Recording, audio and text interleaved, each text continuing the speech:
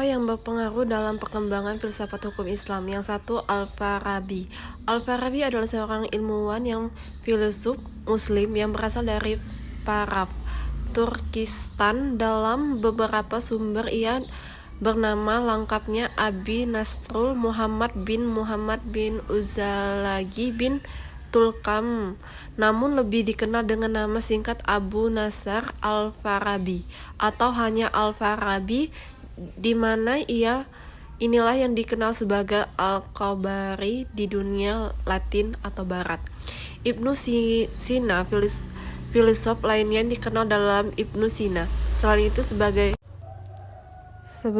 Avicenna adalah seorang muslim dan Tazalim polimat yang dipandang sebagai dokter astronomi dan penulis terpenting dari zaman keemasan Islam yang dianggap sebagai filsuf paling berpengaruh di era para modern. Bagi banyak orang, dia adalah bapak kedokteran modern. Dari sekitar 450 judul yang ditulis, 240 antara selamat dan bertahun hingga hari ini, yang diantaranya terdapat 240 judul dalam bidang filsafat dan 40 judul dalam bidang pengobatan.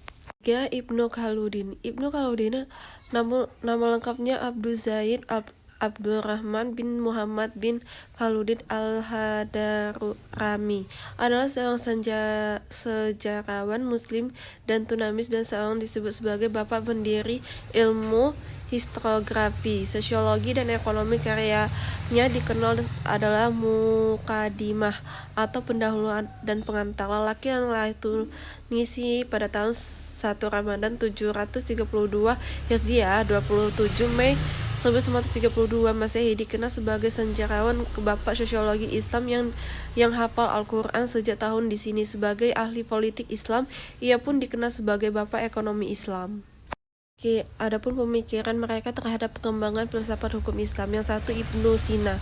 Di antara pemikiran Ibnu Sina yang terpenting adalah satu, filsafat emanasi atau al-faid. Filsafat emanasi atau al-faid adalah teori penancaran tentang penciptaan alam, yang mana alam ini menunjuk karena limpahan dari Yang Maha Esa. Ibnu Sina menjelaskan ini, yaitu bagaimana terjadinya yang banyak alam yang bersifat materi berasal dari Allah yang inventarinya dan maha sempurna. Dalam filsafat Yunani, Tuhan bukanlah pencipta alam, melainkan ia adalah penggerak pertama. Yang kedua, filsafat jiwa atau al-nafas. Pemikiran Ibnu Sina yang terpenting adalah filsafat tentang jiwa. Kata jiwa adalah Al-Quran dan Al-Hadis, istilah dengan al-nafas atau al-ruh sebagaimana yang termasuk dalam Al-Quran. Said nomor jiwa manusia sebagaimana jiwa lainnya, yang segala apa yang terdapat di bawah rumbulan memancar dari akal kesepuluhan. Al-Farabi. Di antara pemikiran Al-Farabi yang terpenting adalah satu, filsafat metafisika. Tidak dapat dipungkiri bahwa semua muslim percaya bahwa semua wujud yang ada adalah ciptaan Allah Subhanahu wa taala, tetapi bila dikejar pada pertanyaan paling mendasar tentang dari mana yang bagaimana proses Tuhan yang Maha Tunggal itu menciptakan jagada raya menjadi beragam karena hal ikwan penciptaan secara detail dan tidak pernah dikupas secara alternatif oleh Al-Quran maupun hadis, karena kita tahu bahwa Al-Quran memuat hal-hal yang bersifat pokok dan global saja. Bagaimana filsafat berpikir secara rujukan karya-karya filsuf Yunani sebagai tingkah batu dan sarana untuk menjawabkan secara rinci dan logis serta sistematif hubungan akal, wahyu, dan konsep kenabian.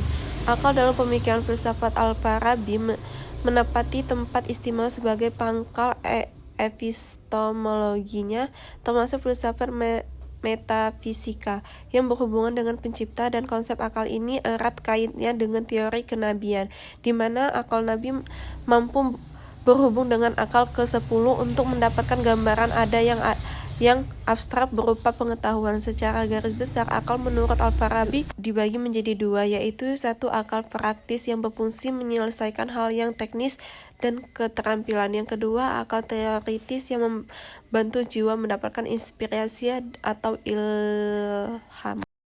3. Ibnu Khaldun. Dalam Rahana Metafisika, Ibnu Khaldun memakai dua teori dan teori tarikal hudud yang tarikal imakan. Kedua teori ini dipakai di kalangan ahli kalam untuk membuktikan adanya Allah terkait dengan adanya Tuhan.